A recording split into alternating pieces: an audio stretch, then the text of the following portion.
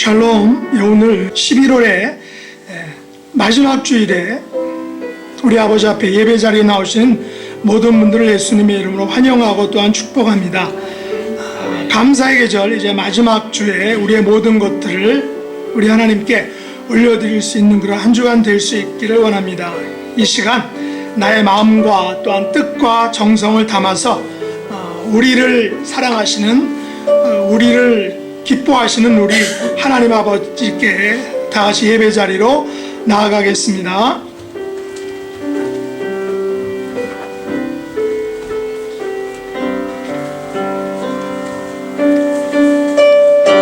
함께 찬양하며 나아가겠습니다. 저희들의 사명은 모든 열방이 주를 볼 때까지 복음을 전하는 데 있는 줄 믿습니다. 내는 주의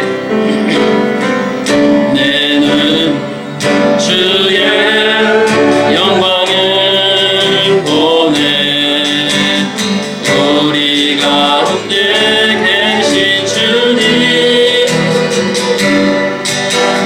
그 빛난 영광 온 하늘 높고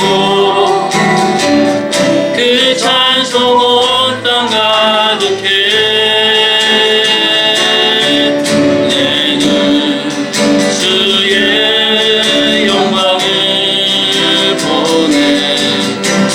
찬송 가운데 서신 주님 주님의 얼굴은 온 세상 향하네 권능의 발을 드셨네 주의 영광 이곳에 가득해 우린 손에 주님과 함께 찬양하여 우리는 전진하리 모든 열방 주 볼 때가 내는 주의 영광을 보내 다시 한번 찬양합니다. 내는 주의 영광을 보내 우리 가운데 서신 주님 그 빛난 영광 온 하늘 덮고 그 찬송 온 땅 가득해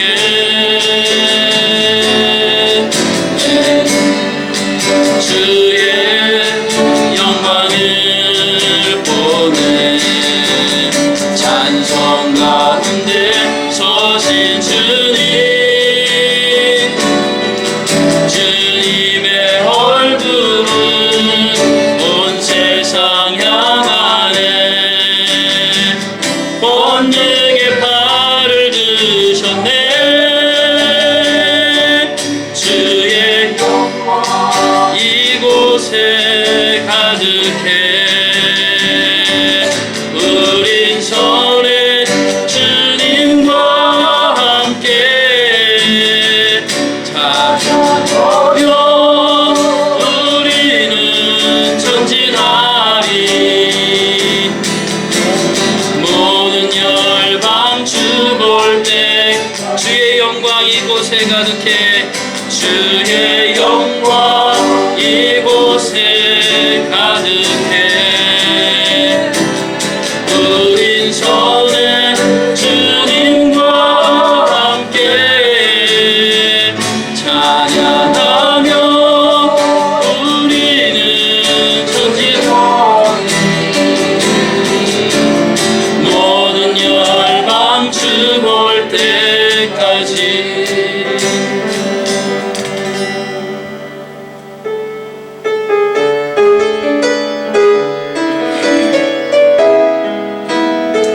저희들의 모든 병을 치료하시는 예수님을 찬양하길 원합니다. 예수 나의 좋은 치료자 예수 나의 좋은 치료자 그의 눈이 머문 곳은 나의 슬픔과 고통 볼 때에 나나네 예수 나의 좋은 치료자 예수 나의 좋은 치료자 예수 나의 좋은 치료자 그의 손길이 닿는 곳은 나의 상처와 아픔 영원히 흐를 것 같았던 눈물 다 멎었네 예수 나의 좋은 치료자 나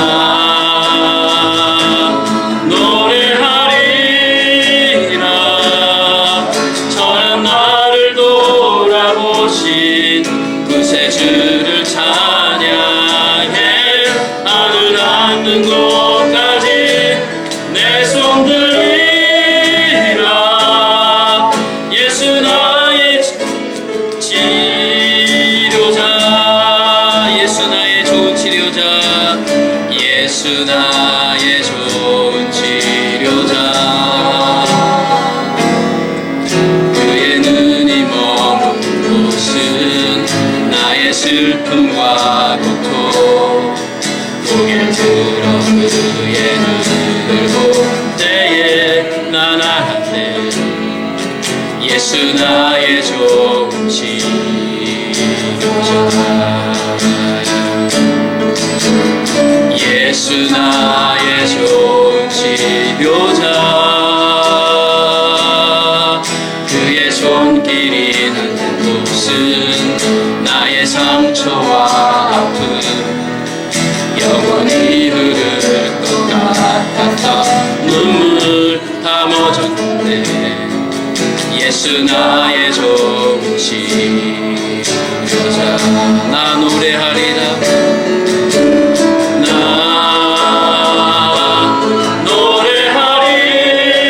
노래하리라 저는 나를 돌아보신 구세주를 찬양해 나를 닿는 곳까지 내 손 들리라 예수 나의 치료자 나 노래하리라 함께 일어나 찬양합니다 나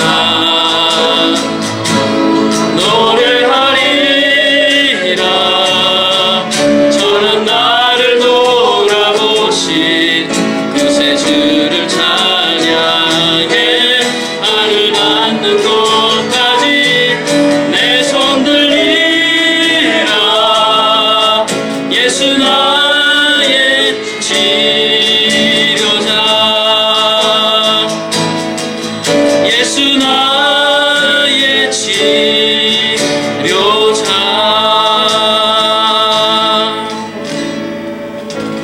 이 시간에 저희들 한 마음으로 한 뜻으로 기도하며 나가겠습니다. 하나님 11월 26일 넷째 주 주일 예배를 기뻐 받아 주시옵소서. 이 예배를 통하여 예배의 은혜와 기쁨과 축복을 허락하시고 하나님의 한없는 은혜를 경험하게 하여 주시옵소서. 육신과 영혼의 연약함으로 고통받는 분들에게 하나님의 온전한 치유와 평강과 회복을 베풀어 주시옵소서. 이스라엘과 팔레스타인 땅에 평화 안정을 주시고 특별히 사고로 인하여 고통받는 승준이의 치유와 회복의 은혜를 허락하여 주시옵소서. 가서 모든 민족을 제자로 삼으라는 대위임령을 개인과 저희 교회가 온전히 수행하시고 이 사명을 위하여 땅끝까지 나아가 복음 선포하시는 선교사님들의 가정과 사역을 통하여 하나님의 영광이 드러나게 하여 주시옵소서. 저희들 다 함께 한 목소리로 기도하며 나가겠습니다. 주여 한번 부르고 함께 기도합니다. 주여 아버지 하나님 감사와 찬양을 주 앞에 올려드립니다. 주님 저희를 치료하시고 회복하시는 하나님을 찬양합니다. 특별히 저희 이 예배를 통하여 하나님의 온전한 은혜와 기쁨과 감사를 누리게 하여 주시옵소서. 특별히 아버지 하나님 저희들 안에 육신과 영혼의 연약함으로 고통받는 이들에게 하나님 치유하여 주시옵소서. 아버지 하나님 평강과 회복을 베풀어 주시옵소서. 저희들이 온전히 하나님만 바라고 나아갑니다. 하나님만 의지하고 나아갑니다. 저희들 안에 하나님의 은혜를 베풀어 주시고 치유를 허락하여 주시옵소서. 아버지 하나님의 놀라운 기적과 회복이 있게 하여 주시옵소서. 특별히 아버지 하나님 백승준 형제의 치유와 회복을 주님께 기도하며 나아갑니다. 아버지 하나님이 사고로 인하여 아버지 하나님 주님 여러 가지로 통증과 어려움이 있습니다. 회복시켜 주시옵소서. 은혜를 베풀어 주시옵소서. 또한 아버지 하나님 이스라엘과 팔레스틴 땅에 평화와 은혜를 회복을 안정을 허락하여 주시고 가서 모든 민족을 제자로 삼으라 하시는 하나님의 명령을 저희들이 수행하는데 조금도 어렵지 않도록 도와주시옵소서. 건강을 허락하셔서 이 건강함을 가지고 전거하며 하나님의 복음을 선포하는 데 나아가게 하시고 이를 위하여 땅끝까지 나아가 있는 저희 선교사님들의 가정과 사역을 기억하시고 아버지 하나님의 영광이 드러날 수 있도록 주님 도와주시옵소서. 은혜를 베풀어 주시옵소서. 이곳에 임하여 주시옵소서. 성령으로 이곳을 충만케 하여 주시옵소서.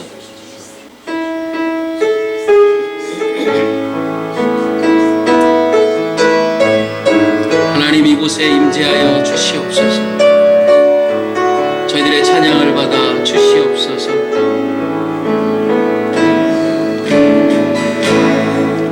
하늘의 문을 여소서. 이곳을 주목하소서. 주를 향한 노래가 꺼지지 않으니 하늘을 열고 보소서. 이곳에 임재하소서. 주님을 기다립니다. 기도의 향기가 하늘에 닿으니 주여 임재하여 주소서.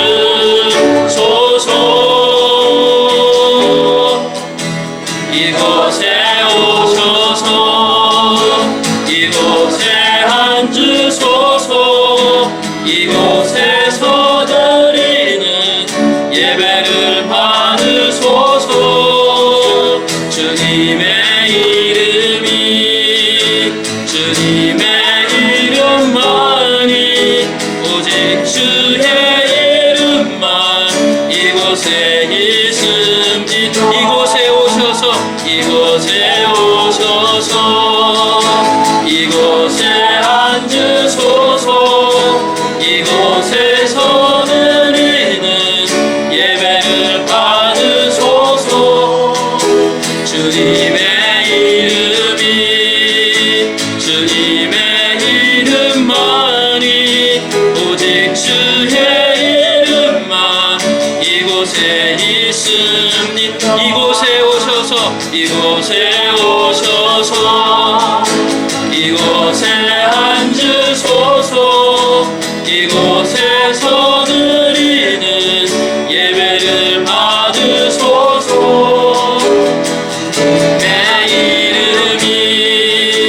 주님의 이름만이 오직 주의 이름만 이곳에 있습니다.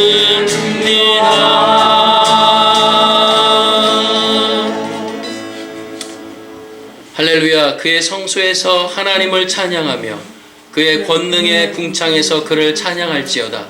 호흡이 있는 자마다 여호와를 찬양할지어다. 할렐루야. 아멘. 전능하사 천지를 만드신 하나님 아버지를 내가 믿사오며 그 외아들 우리 주 예수 그리스도를 믿사오니 이는 성령으로 잉태하사 동정녀 마리아에게 나시고 본디오 빌라도에게 고난을 받으사 십자가에 못 박혀 죽으시고 장사한 지 사흘 만에 죽은 자 가운데서 다시 살아나시며 하늘에 오르사 전능하신 하나님 우편에 앉아 계시다가 저리로서 산자와 죽은 자를 심판하러 오시리라. 성령을 믿사오며 거룩한 공회와 성도가 서로 교통하는 것과 죄를 사해 주시는 것과 몸이 다시 사는 것과 영원히 사는 것을 믿사옵나이다. 아멘.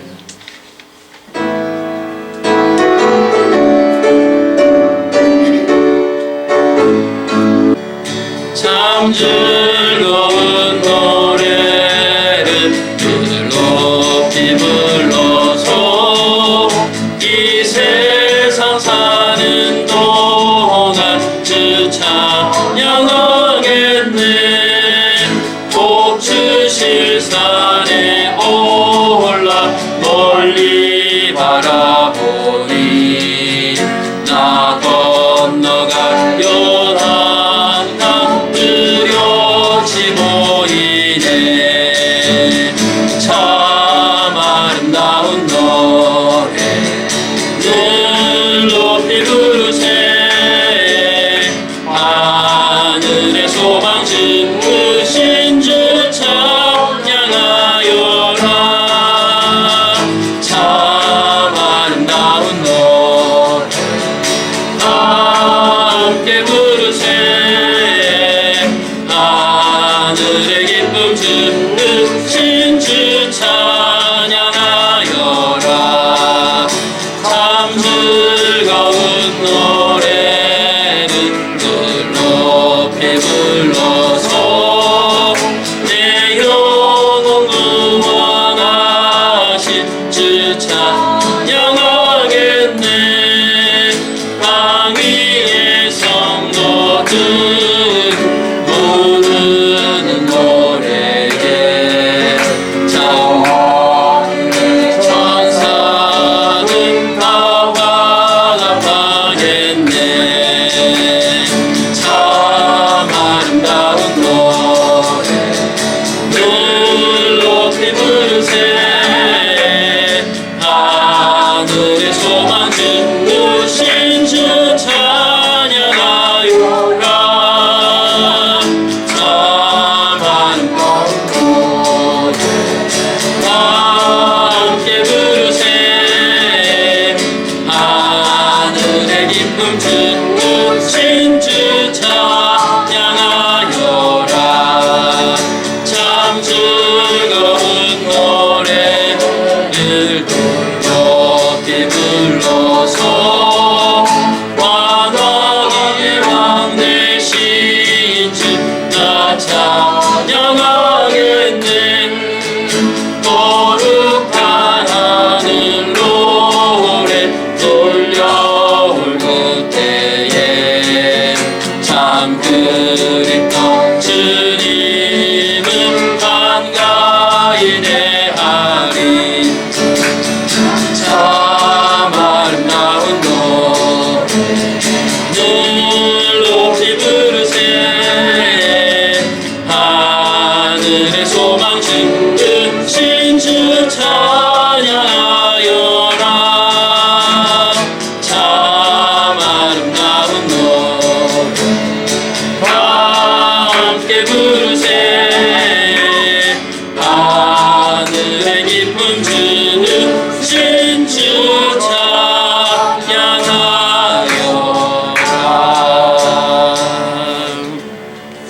아멘. 찬양 감사합니다. 교회 소식 알려드리겠습니다. 자리에 앉아주시기 바랍니다. 오늘은 11월 마지막 주 네 번째 주일입니다. 11월이 감사의 절기, 감사의 달인데 우리가 지난 주간 그 만찬 은혜 중에 잘 마치게 하심을 감사합니다. 다음 주일 그러니까 12월 3일부터는 대림절 제1주입니다. 첫 주. 그리고 이제 그 대림절 4주가 끝나면 성탄주일이 되죠. 그래서 예수님의 탄생을 기념하고 기뻐하는 절기가 될 수 있도록 위해서 기도해 주시고, 또 오늘 예배에 설교 마치고 성찬 예식을 하게 되는데 은혜가 있기를 위해서 기도하겠습니다.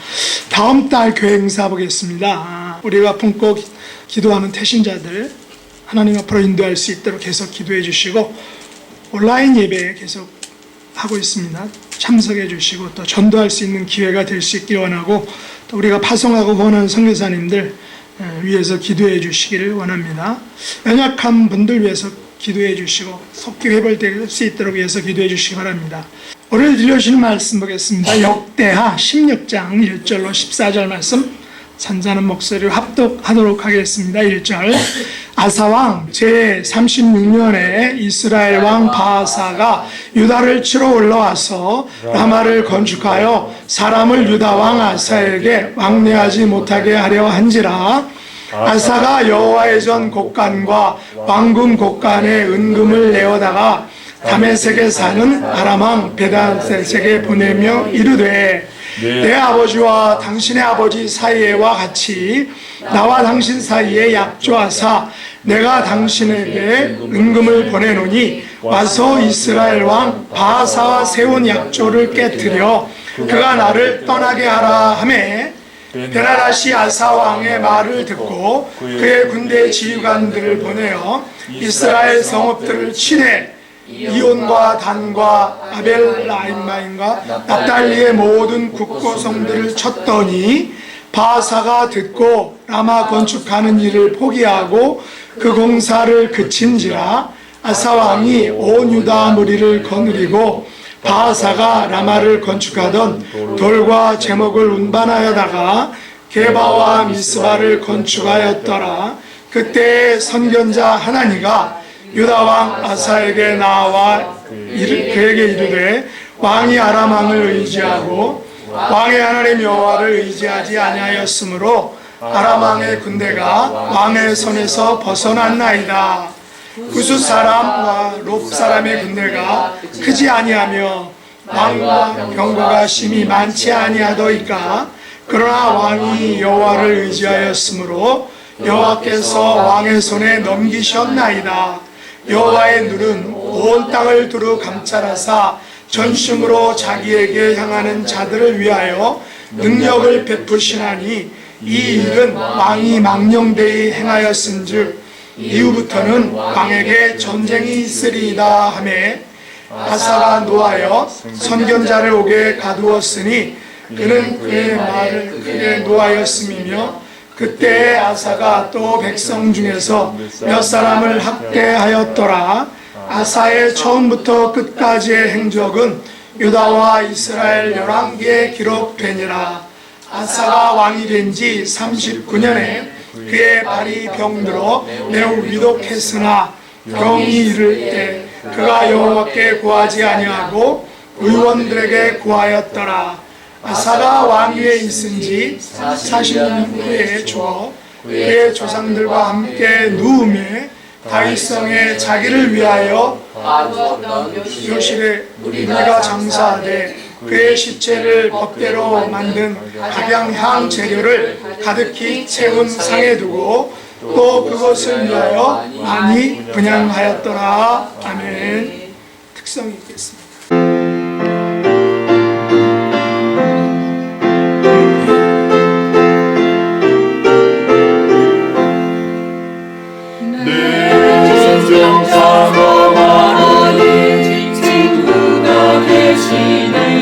우주 예수님은 아름다워라. 산 밑에 백합화요 빛나는 새벽별 주님 영원할 길 아주 없도다. 내 맘이 아플 적에 그 위로 계시며 나 외로울 때 좋은 친구라. 주는 저 산 밑에 백합 빛나는 새벽별 이 땅 위에 비길 것이 없도다.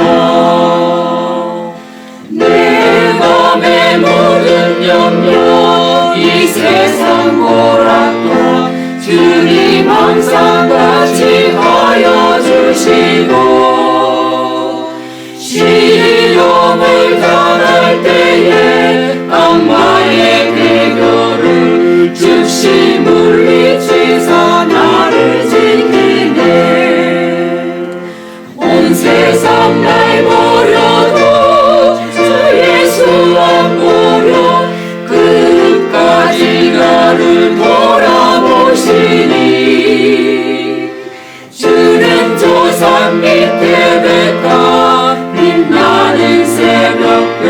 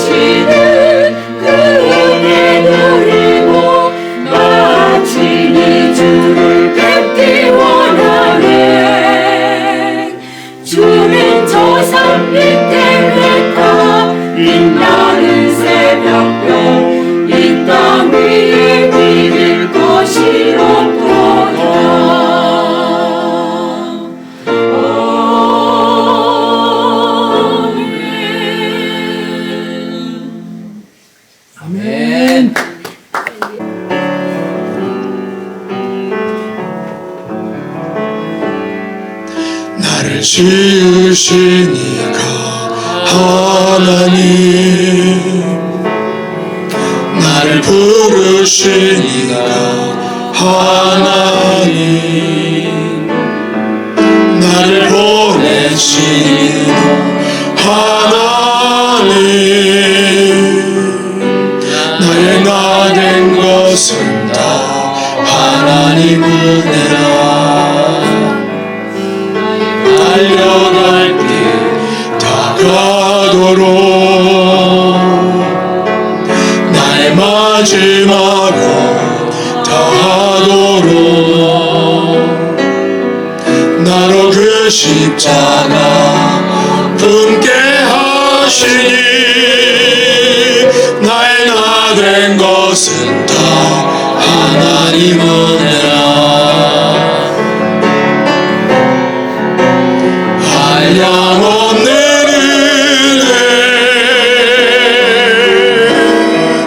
갚을 길 없는 은혜, 내 삶을 애워싸네. 하나님의 은혜, 나 주저함 없이 그 땅을 밟음도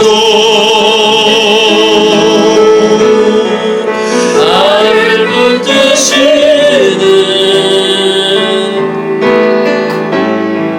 하나님의 은혜, 한량없네, 한량없는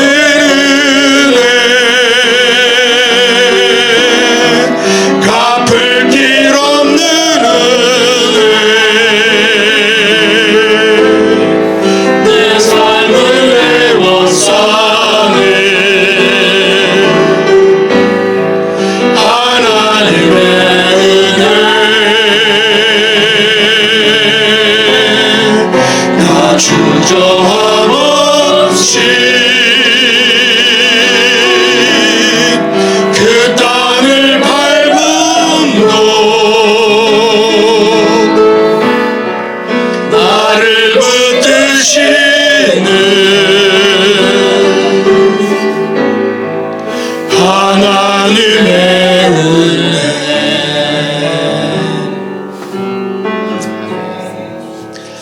오늘 여러분과 함께 나눌 말씀의 제목은 여호와의 눈이 머무는 곳입니다.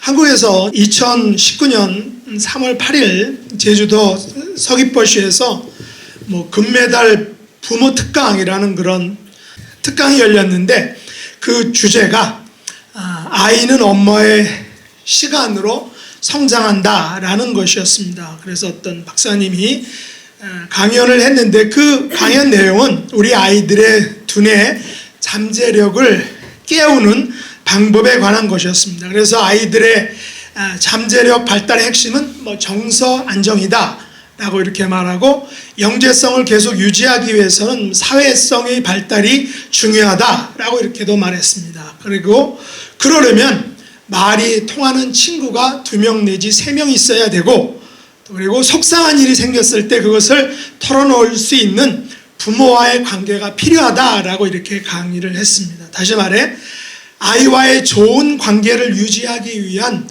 부모의 노력은 쭉쭉 계속해서 필요하다라는 것이 강의의 그런 주제였다는 것입니다.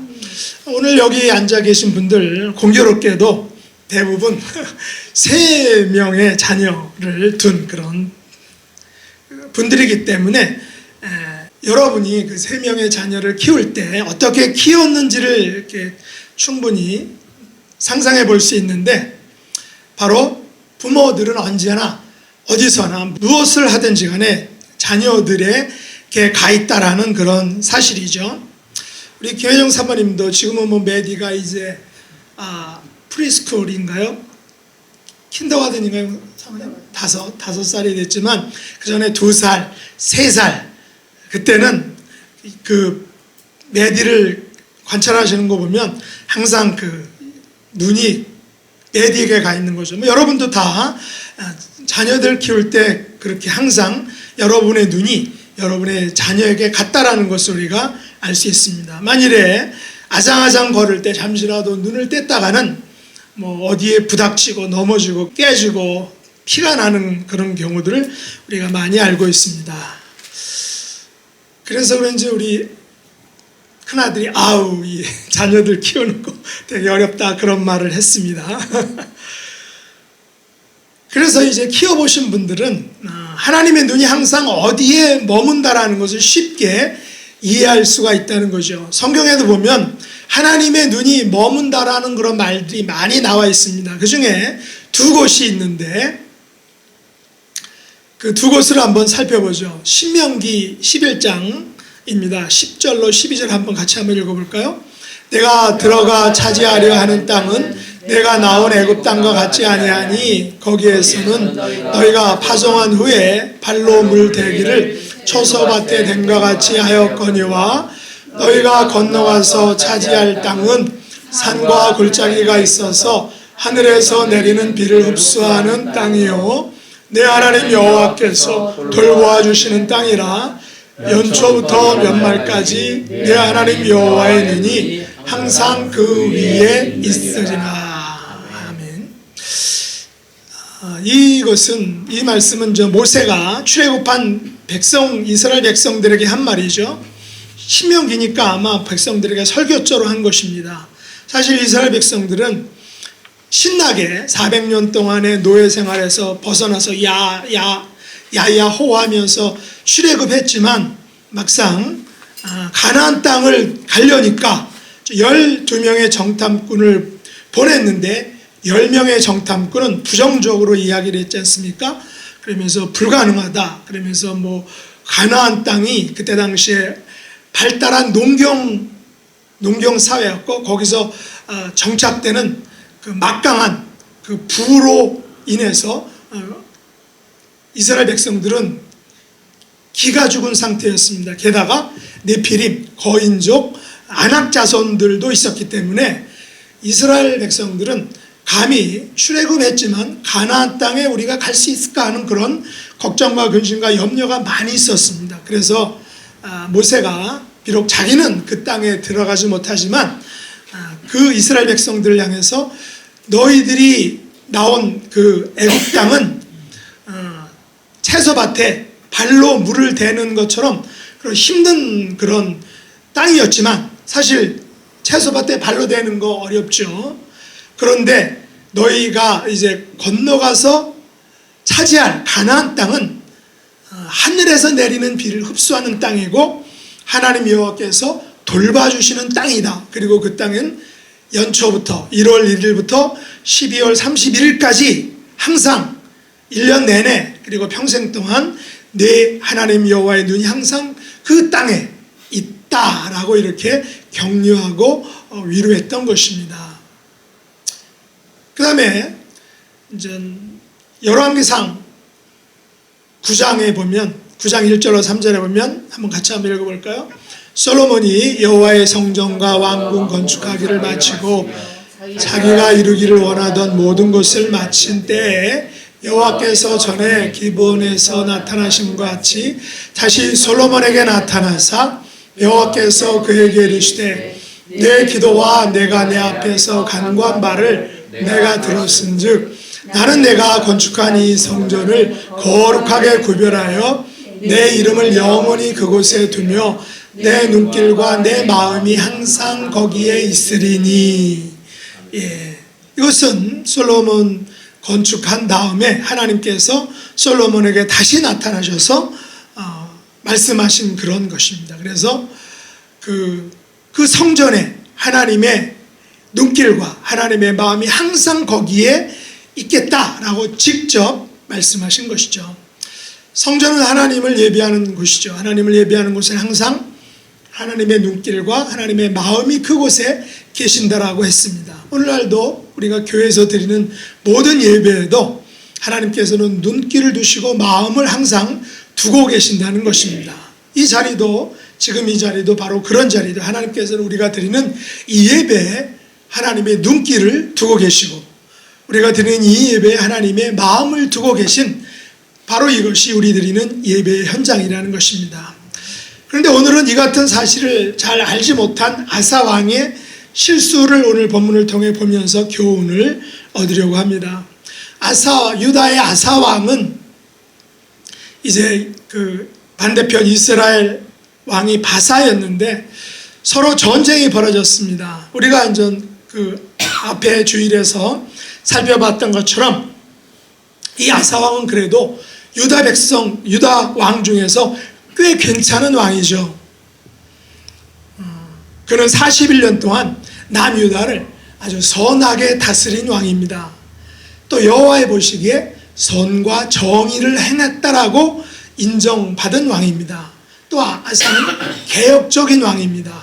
그래서 아사는 지역에 있는 우상을 제거하는 개혁을 단행했고, 심지어 어머니 마아가 어머니가 아세라 목상을 만들자 그 태우의 위를 과감하게 패해버린 그런 과감한 왕이었다는 것입니다. 그 결과 성경에 보니까 10년 동안 태평성대를 누렸다라고 성경이 말합니다. 여호와께서 아사에게 평안을 주셨으므로 그 땅이 평안하여 여러 해 싸움이 없었다라는 것이죠. 그리고 아사는 전쟁에서 승리도 맛보았습니다. 애굽 군대가 마레사를 공격했고, 그래서 스바디아 골짜기에서 유다와 이스라엘이 싸웠는데 아사 왕은 그때 하나님께 우리 하나님 여호와여 우리를 도우소서라고 부르짖었고, 그 부르짖음에 하나님이 응답해 주셔서 승리를 쟁취했다는 것이죠. 그랬던 이 아사 왕이 본문 1절에 보니까 아사 왕 제 36년에 이스라엘 왕 바사가 쳐들어오자 아사가 여호와의 전 곡간과 자기 왕궁 곡간에 은금을 내어다가 다메섹에 사는 아람 왕 베나닷에게 보내며 이렇게 말합니다. 내 아버지와 당신 아버지 사이와 같이 나와 당신 사이에도 약조하자. 내가 당신에게 은금을 보내노니 와서 이스라엘 왕 바사와 세운 약조를 깨뜨리고 그와 싸워서 그로 하여금 나를 떠나게 하라 라고 이렇게 부탁을 하는 것입니다. 무슨 말입니까? 아사가 아람 왕 베나닷을 끌어들여서 지금 전쟁에서 이기려고 하는 것입니다. 전에는 애굽 군대가 강력한 군대가 쳐들어왔을 때 우리 하나님 여호와의 나를 도우소서라고 기도를 했었는데 왕이 된 지 36년이 되고 이유는 잘 모르지만 왠지 모르게 이상한 행동을 한 것입니다. 아사가 여호와 보시기에 선과 정의를 행하여 10년 동안 전쟁이 없었고 그 뒤 강력한 구스 군대가 침략했지만 여호와를 의지함으로 승리도 맛보았는데 종교개혁을 또한 단행해서 35년까지는 그럭저럭 전쟁이 없는 그런 평안한 때를 지내왔. 하지만 36년부터 변화가 생겼던 것입니다. 이 북이스라엘이 침공하자 이 아사는 여호와 대신에 아람 군대를 의지했다는 것입니다. 그리고 자신을 꾸짖던 선지자를 옥에 가두고, 그래서 그가 왕이 된 지 39년에는 발에 병을 얻었지만 하나님을 의지하는 대신 의원들을 의지했다. 그래서 마침내 41년에 죽게 되었다라는 것이 아사의 마지막 그 삶의 모습입니다.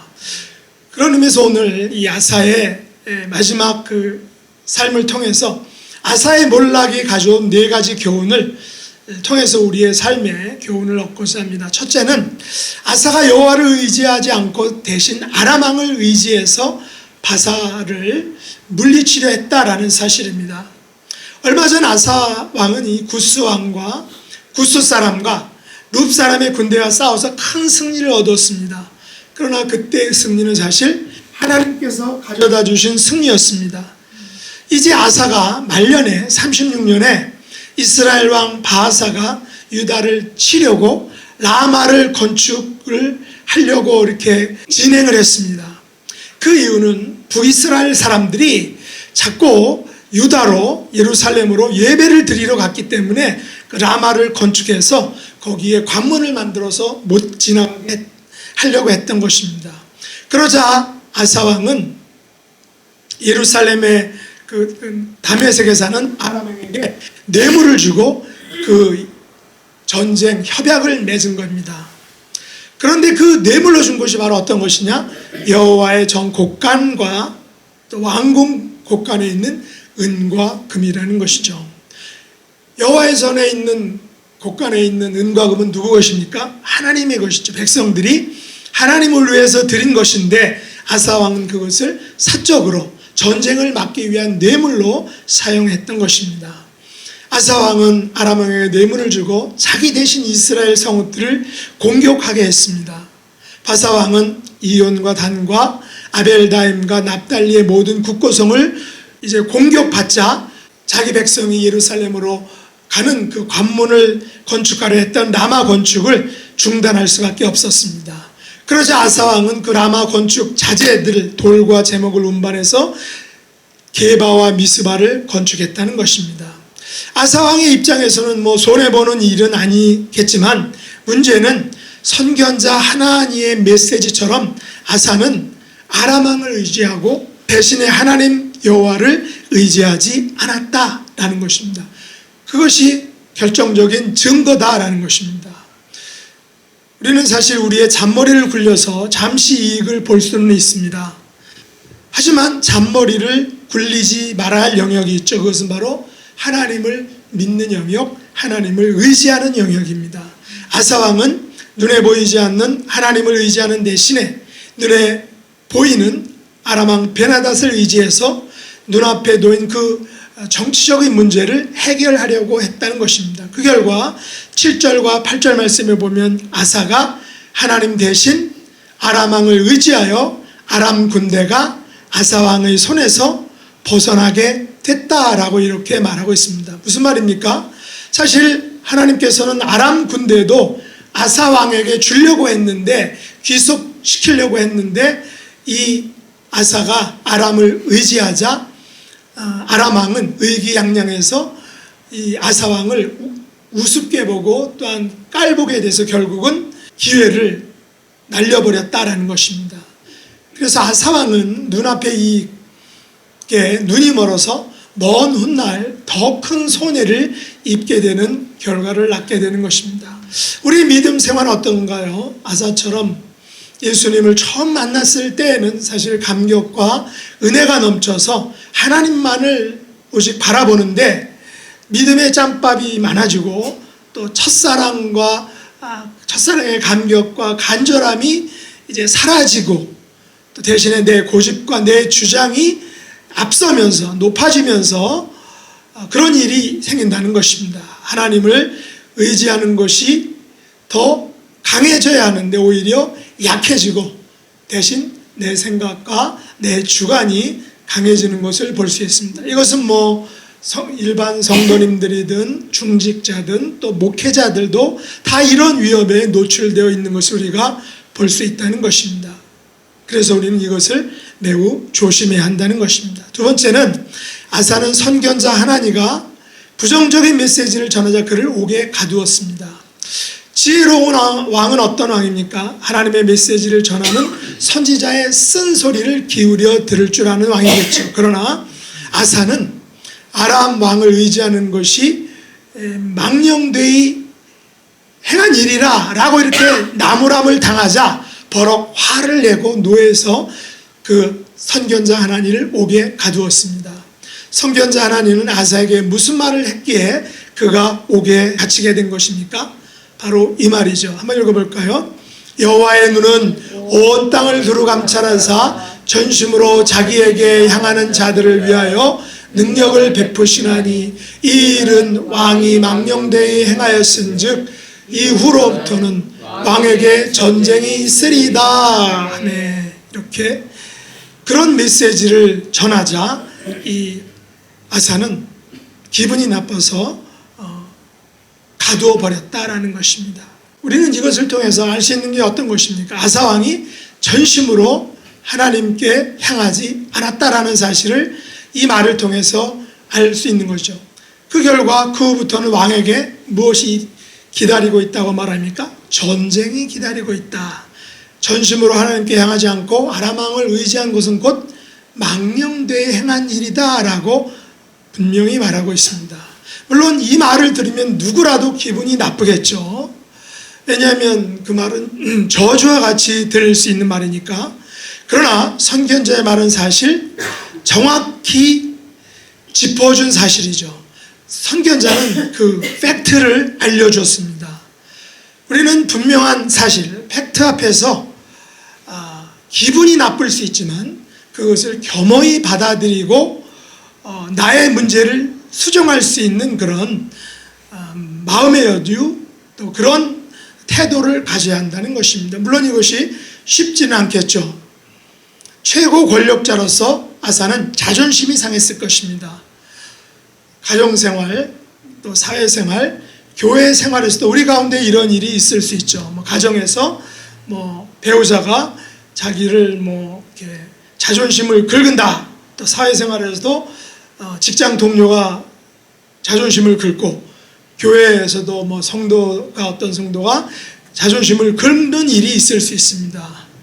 그때 존심은 상하지만 그것을 인정하고 또 수정할 수 있는 그 용기, 이것은 곧 믿음의 용기이다라는 것입니다. 우리의 믿음의 크기를 좌우할 수 있는 그런 상태이고 그릇이 되는 것입니다.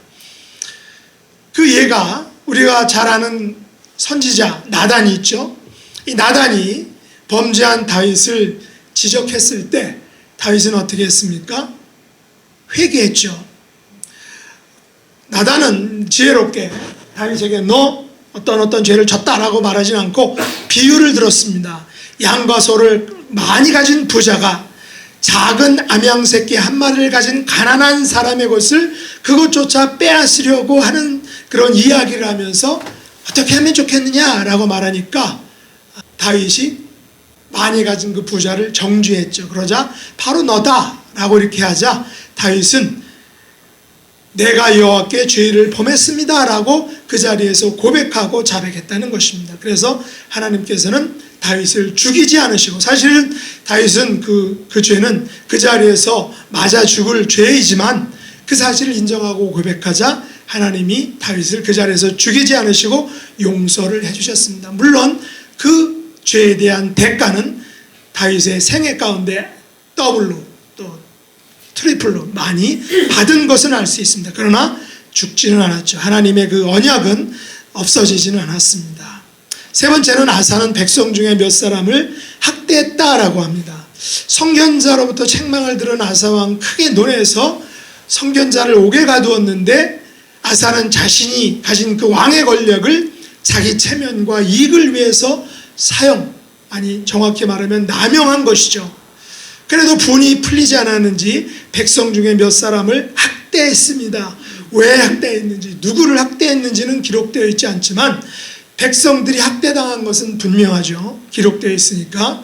그 당시 아사왕은 아사왕으로부터 학대받은 사람들의 심정을 여러분이 한번 상상해 보시기 바랍니다. 최고의 권력을 가진 왕이 백성을 학대하는 것은 우리가 세상 역사 속에서 혹은 드라마 속에서 쉽게 볼 수 있는 일입니다. 그러나 역대기 기자가 이 사실을 기록한 것은 아사왕의 신앙의 모습을 그대로 보여주고 있는 것이죠. 아사왕의 젊은 시절 그는 매우 나이스했습니다. 왕위에 오른 지 그러나 36년이 되자 그 나이스함은 어디 가고 권력을 남용하고 또 다른 사람들을 학대했습니다. 사실 드라마에서도 보는 것처럼 유명한 사람이 자녀를 학대하고 또 사람들을 학대하는 그 이중적인 모습을 가지고 있는 것들을 그런 드라마를 통해서 보여주고 있는데, 분명히 통치하는 것과 학대하는 것은 분명히 다른 거죠. 하나님께서 왕의 공세를 주신 것은 학대하라고 주신 것이 아니라 통치하라고, 매니지하라고 하나님이 허락해 주신 것인데 그것을 잘못 사용했습니다. 지금 우리 모두는 가정에서건 직장에서건 교회에서건 어디에서건 내가 가지고 있는 조그마한 권세와 지위와 자리가 있습니다. 그것들은 학대가 아닌 통치, 매니지의 그 역할을 위해서 우리에게 주어졌다는 것이죠. 마지막으로 아사가 병들어 매우 위독했을 때 여호와께 구하지 않고 의원들에게 구하였다라고 말합니다. 아사는 매우 위독한 병에 걸렸다고 말합니다. 열왕기서 기자에 의하면 아사는 늙음하게 발에 병이 걸렸다는 것이죠.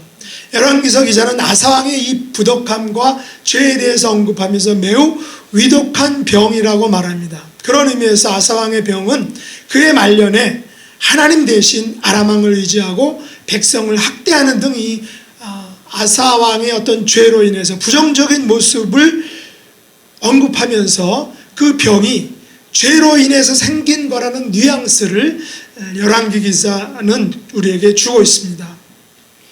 늙음하게 발에 병이 든 것은 통풍일 수도 있고 또 족저근막일, 또 하지정맥류 같은 병일 수도 있습니다. 물론 모든 병이 죄로 인한 것은 결코 아닙니다. 자연적으로 나이가 들면 면역력이 떨어지고 그래서 각종 세균과 바이러스의 공격을 받으면 우리의 모든 기관들이 약해집니다. 자연스러운 것입니다. 개인적인 생각으로는 이 아사왕의 병이 왕의 병이라고 할 수 있는 통풍이 아닐까 그렇게 생각해 보기도 합니다. 사실 통풍은 현대에도 약도 없습니다.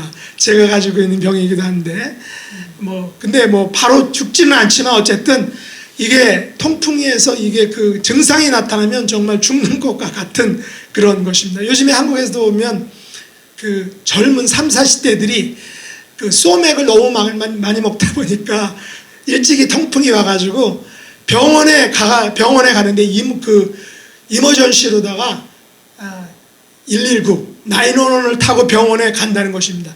통풍에 걸려서. 왜냐하면 통풍에 걸리면 전혀 걸을 수가 없습니다. 움직일 수가 없습니다. 그래서 그렇게 간다고 하는데 아마 정확하게 나와 있지 않지만 죽을 병이라고 했는데 매우 위독한 병이라고 했는데 통풍일 수도 있고 아닐 수도 있습니다. 그러나 매우 위독했다는 건 그 병이 하나님 앞에 지은 죄로 인해 생긴 병이라는 추측을 하게 만듭니다. 물론 병에 걸리면 의원을 찾아가는 것도 하나님께서 우리에게 허락하신 치료 방법입니다. 그러나 역대기 기자의 말은 아사의 병이 의원을 통해 해결될 병이 아니라 하나님을 통해 해결될 병이라는 것입니다. 대부분의 사람들은 심지어 불신자들도 그들의 죄로 인해서 즉시 매우 위독한 병에 걸리지는 않습니다. 물론 하나님께서 즉시 누구를 벌하실 수도 있고 또한 그렇게 하신다면 그 누가 하나님 앞에서 살아남을 수가 있겠습니까? 그러나 아사왕은 매우 위독한 병에도 불구하고 하나님을 찾지 않고 하나님을 구하지 않았다라는 것입니다. 대신에 의원을 찾아가고 의원을 구했다는 것입니다. 이 사실을 보면 그가 말년에 얼마나 좀 불신앙적인 생각과 행동을 했는지를 좀 짐작하게 합니다. 우리는 인생의 홀 라이프를 동안 하나님을 온전히 의지하고 순종하는 삶을 살아가는 것이 매우 힘든다는 것을 우리가 알 수 있게 됩니다. 그래서 그런 삶을 사는 것이 매우 귀하게 또한 진정으로 존귀하게 여길 수 있는 것입니다.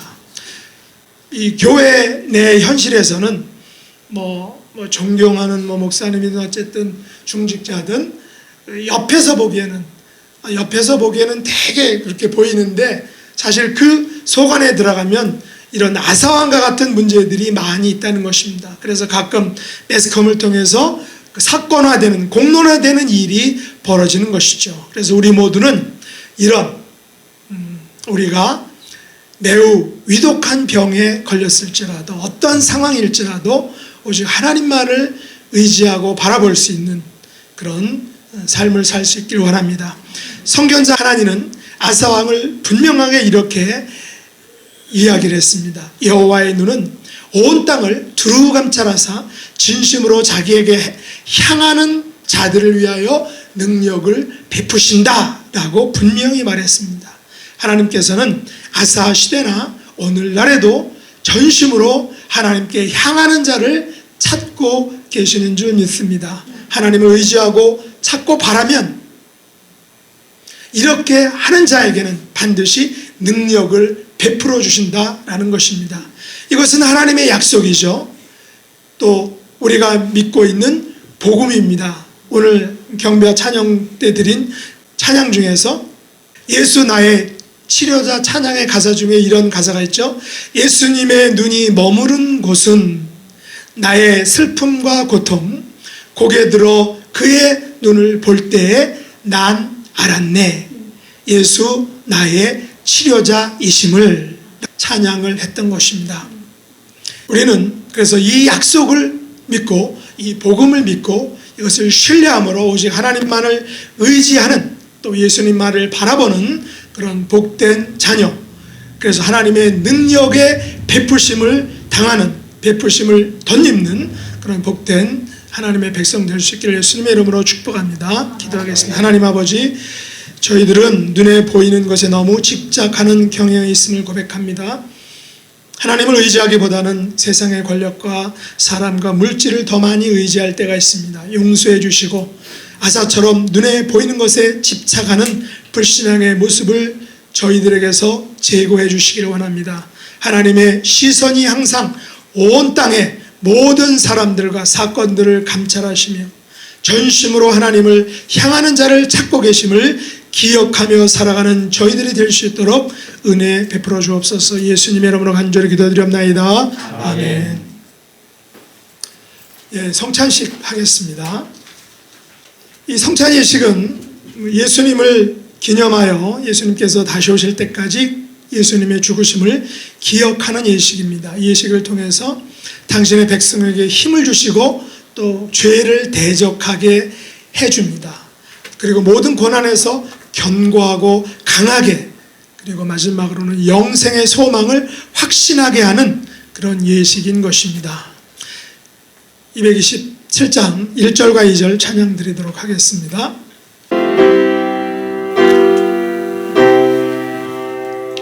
주 앞에 성찬 받기 위하여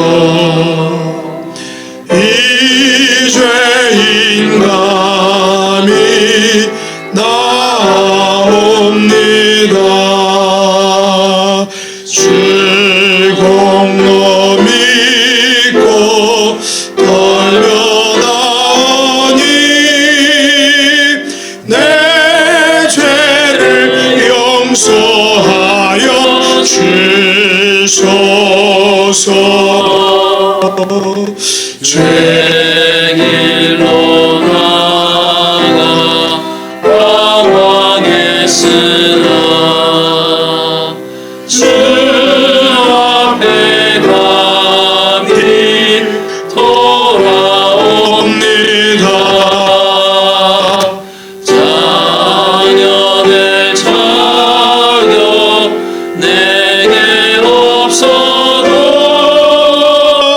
주 나를 용납하여 주소서.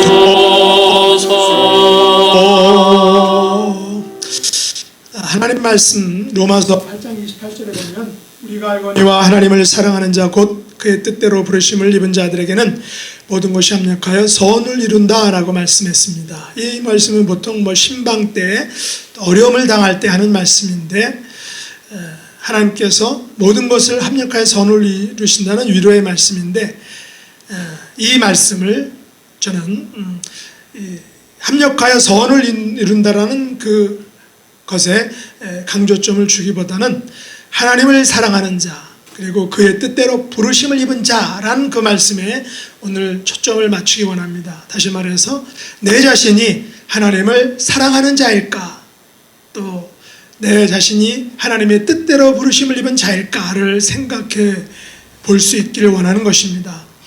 성찬식은 우리를 향하신 하나님 사랑의 결정판입니다. 하이라이트입니다. 성찬식은 예수 그리스도의 살과 피를 먹고 마시면서 예수님께서 나를 위해서 십자가에서 죽으심으로 나를 위한 사랑을 보여주신 그런 사건을 기념하는 것입니다. 그런데 과연 나는 하나님을 위하여 나의 가장 귀한 것을 드리고 있는가? 과연 나는 예수님을 위하여 나의 물과 피를 흘리는 삶을 살고 있는가? 과연 나는 하나님과 예수님을 사랑하는 삶을 살고 있는가를 우리 자신에게 자문해 볼 수 있기를 원합니다.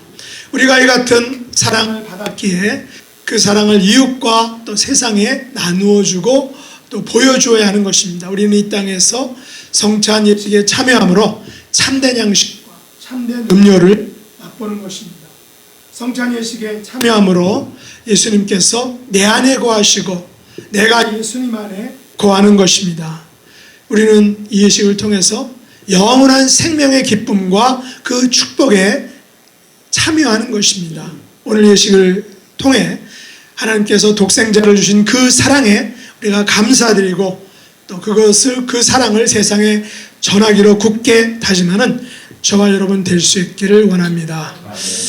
이제 분병하겠습니다. 먼저 상을 걷겠습니다. 먼저 기도드리겠습니다.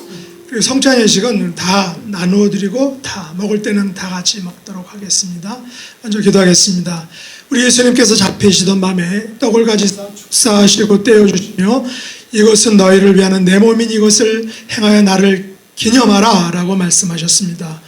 우리 주님의 명령을 따라서 떡을 나누고자 하오니 이 떡이 나를 위해서 주시는 예수님의 생명의 떡임을 알 수 있도록 놀라운 은혜를 베풀어 주옵소서. 예수님의 이름으로 간절히 기도드렸나이다. 아멘. 분병하시겠습니다. 먹는 거는 다 같이 먹겠습니다. 예수께서 이르시되 나는 생명의 떡이니 내게 오는 자는 결코 줄이지 아니할 터이요 나를 믿는 자는 영원히 목마르지 아니하리라.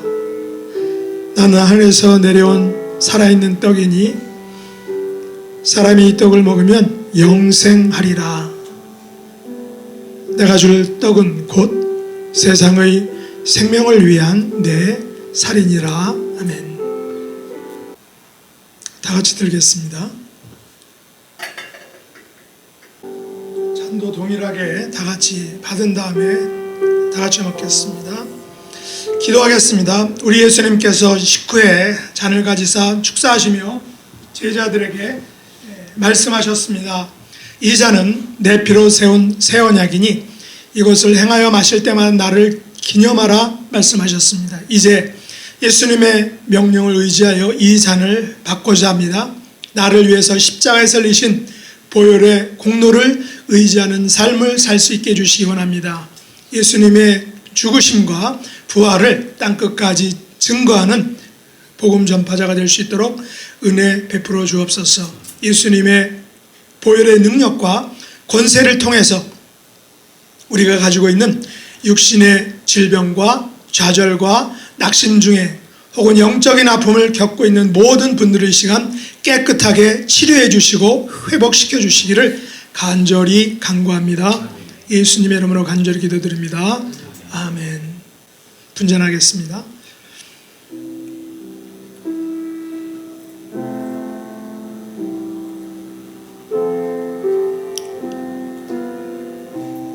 내 살을 먹고 내 피를 마시는 자는 내 안에 거하고 나도 그의 안에 거하나니 살아계신 아버지께서 나를 보내심에 내가 아버지로 말미암아 사는 것 같이 나를 먹는 그 사람도 나로 말미암아 살리라. 아멘.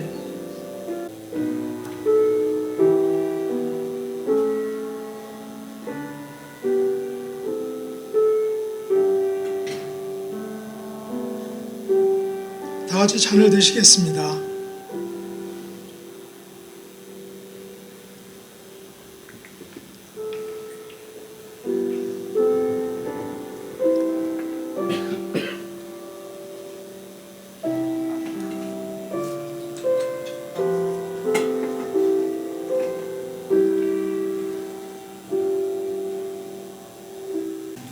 떡을 받으시고 잔을 받지 않으신 분 없으시죠? 다 같이 기도드리겠습니다. 하나님 아버지, 저희들을 존귀한 하나님의 백성들로 삼아주셔서 거룩한 성찬 예식에 참여할 수 있도록 은혜 베풀어 주신 것을 감사합니다. 저희들의 남은 생애가 하나님을 사랑하는 자로 살기를 원합니다. 하나님의 뜻대로 부르심을 입은 자로 살기를 원합니다. 예수님의 이름으로 간절히 기도드립니다. 아멘. 4절, 5절 찬양 드리겠습니다.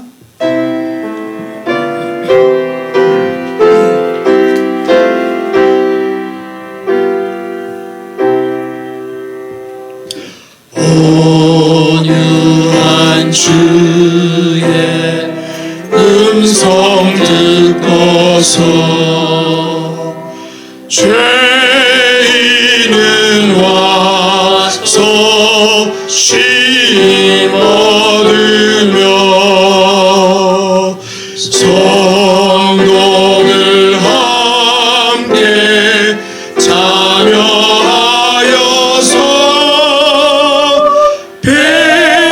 베푸신 잔치 먹게 됩니다.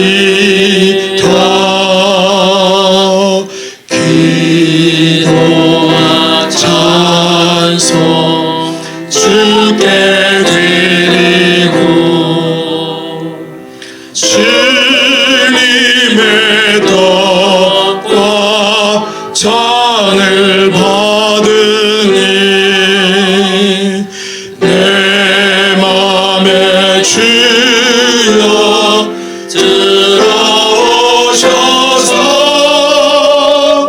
주 말씀 따라 살게 하소서.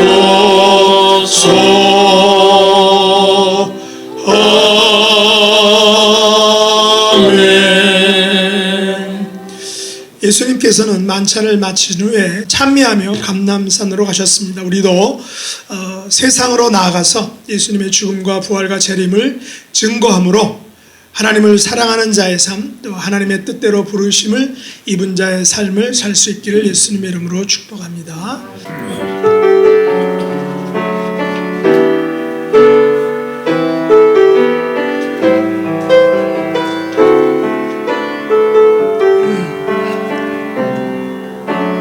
나 주님의 기쁨 되기 원하네. 내 마음을 새롭게 하소서. 새 부대가 되게 하여 주사 주님의 빛 비추게 하소서. 내가 원하는 한 가지 주님의 기쁨이 되는 것. 내가 원하는 한 가지 주님의 기쁨이 되는 것. 겸손히 내 마음 드립니다. 나의 모든 것 받으소서.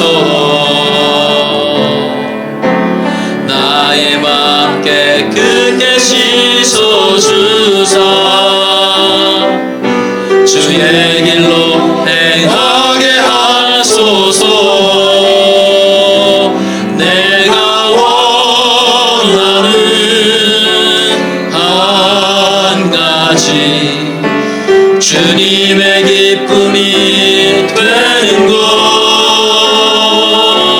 내가 원하는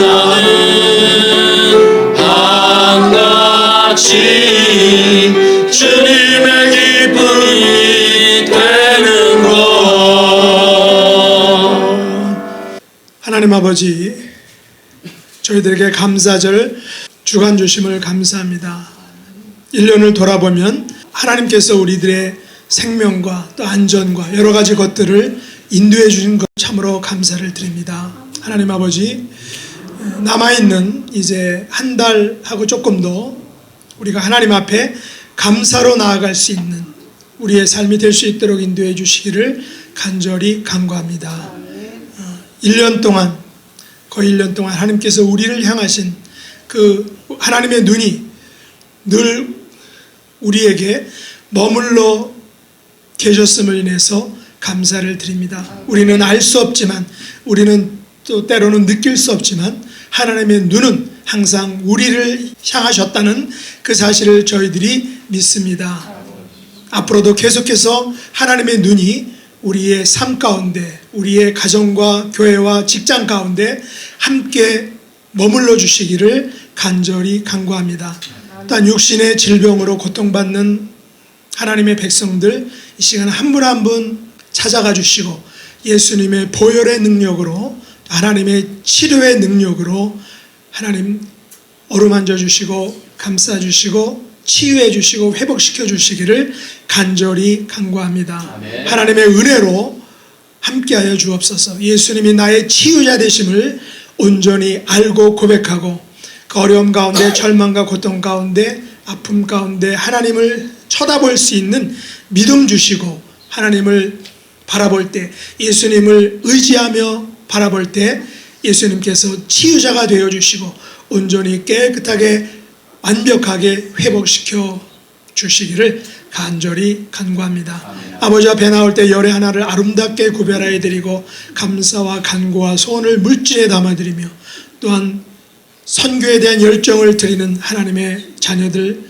그 삶 가운데, 또 그들의 가정 가운데, 생업 가운데, 자녀손들 가운데 하나님의 것들로 때마다 시조를 쫓아 공급해 주시기를 간절히 간구합니다.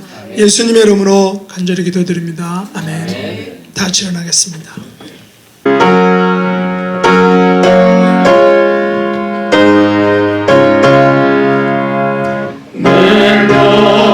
평생에 가는 길 순탄하여 늘 전전한 나 같은 길 흠뻑 바로 웃어